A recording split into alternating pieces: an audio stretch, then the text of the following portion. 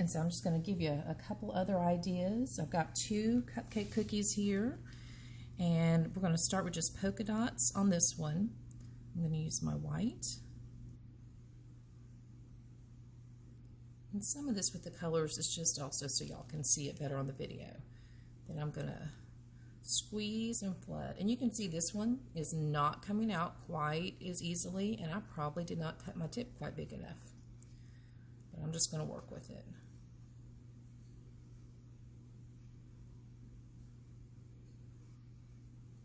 Okay.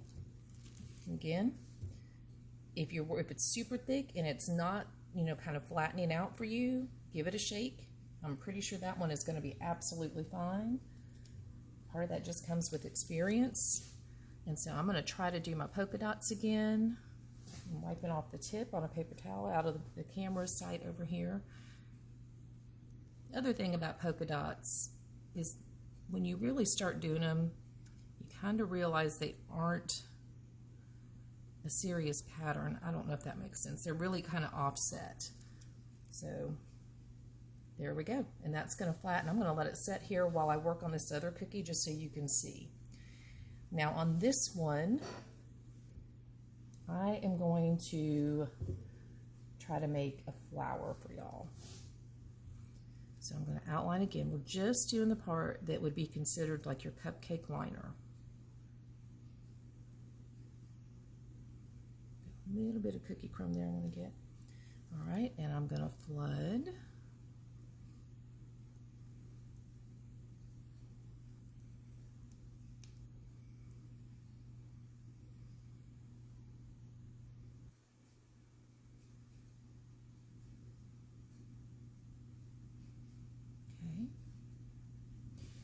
All right, so flowers are not very precise, at least the kind we're going to do.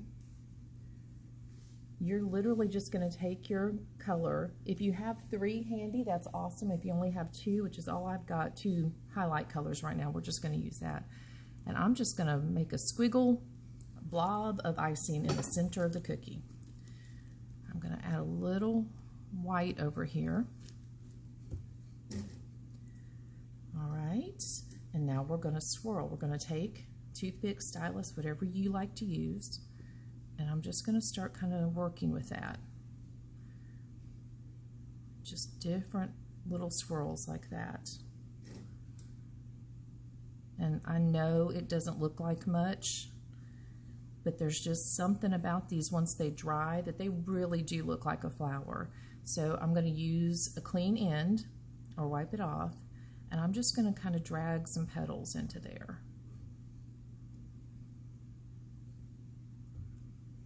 You see that? And you can play with this a lot. I would not just keep swirling for a long, long time, because then you just kind of get this muddy look. But hopefully you can see that, and I'll also show you when it's dry. That pretty much looks like a flower. And that's it for those.